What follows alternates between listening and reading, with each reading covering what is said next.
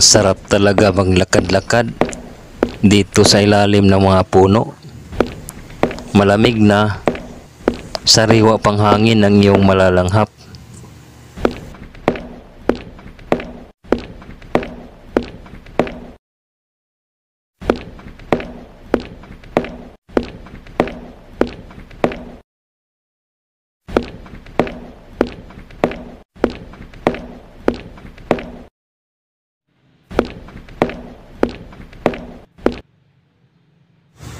Dito ang lagi kong tambayan mga bro kapag ako'y napunta rito sa park. Ito yung masarap na tambayan ko dito mga bro. Tag-init talaga ngayon, kaya kahit andito ako sa ilalim ng mga punong kahoy ay ramdam ko pa rin ang alinsangan. Kailangan nating magpaypay.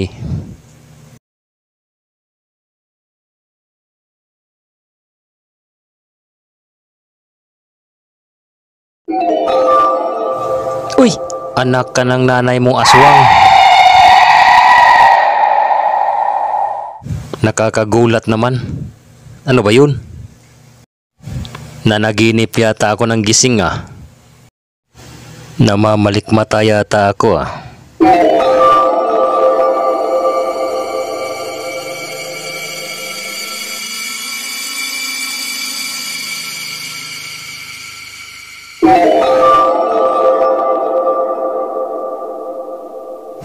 Guni-guni ko lang siguro yon.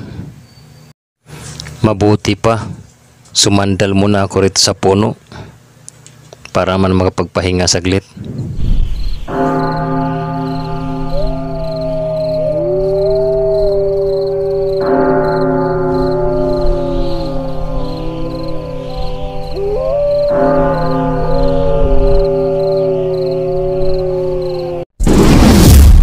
Anak ka ng pusang itim.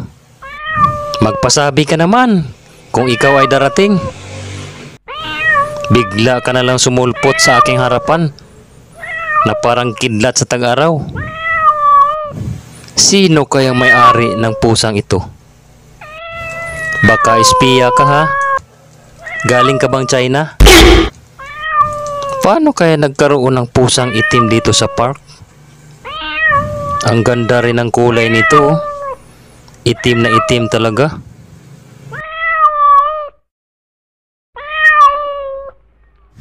Oh, ano bang may paglilingkod ko sa'yo at bigla ka na lamang lumapit? Gutom ka ba? Oh, ayun. Umalis na. Iniwan na ako.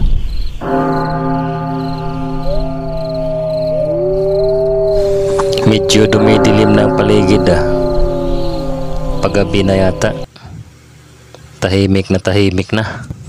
Gusto ko rin ang mga ganitong lugar at oras. Tahimik ang paligid. Nagkakaroon ako ng peace of mind. Yun nga lang, medyo creepy ang sobrang tahimik. Wala akong kasama rito. Pero gusto ko yan. Peaceful at walang gulo.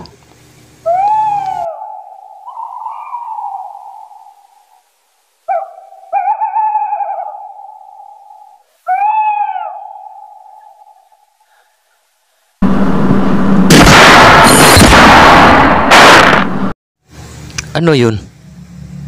Parang may dumaan sa likodan ko ah. Wala namang tao.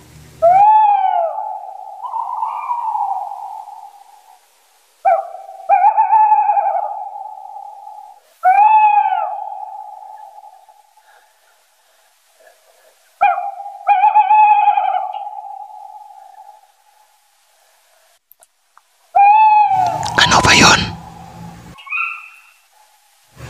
Parang may nakikita ako sa likuran ko.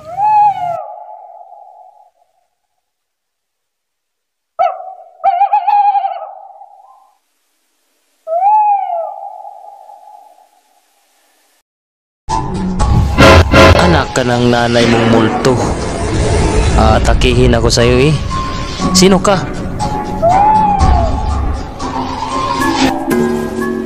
Makalayas na nga rito. Diyan ka na.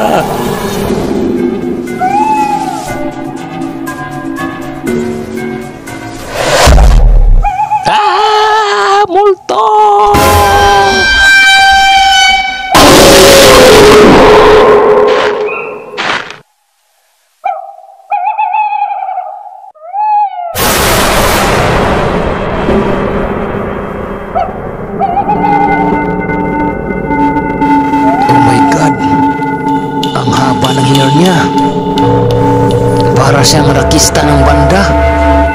Banda rito, banda roon. Grabe, nakakatakot.